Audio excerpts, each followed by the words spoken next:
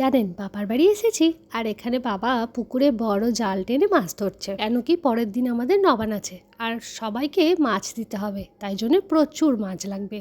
আর এখন বাবা জাল টেনে মোটামুটি পাড়ের কাছাকাছি নিয়ে এসেছে, আর যারা মাছ নেবে তারা সবাই বসেই আছে। আর সব থেকে বড় ব্যাপার হলো এটাই যে এখন শীতকাল আর এখন বাজে বিকেল 4টে। সেই দুপুরবেলায় বাবারা পুকুরে জাল টানতে নেমেছিল, আর এখন এই 4টে সাড়ে 4টের দিকে মোটামুটি পাড়ের কাছে নিয়ে এসেছে। আর যেইগুলো একটু বড় বড় মাছ সেইগুলো সব উঠিয়ে নিচ্ছে। জানেন, সব থেকে বেশি খারাপ লাগে সেই সময়গুলো, যেই সময়গুলোতে ঝমঝম বৃষ্টি পড়ে আর যখন প্রচণ্ড শীত পড়ে।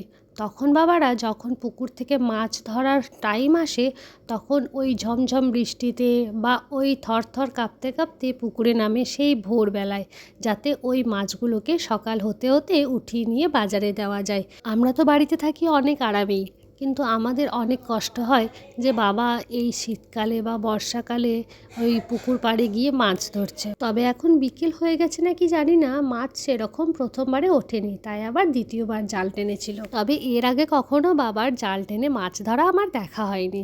এবারে বিকেলবেলায় মাছ ধরছিল দেখে আমিও দেখতে এলাম যে কেমন মাছ ধরছে, একবার দেখে আসি। তবে যাই হোক, কর্ম তো করে যেতেই হবে।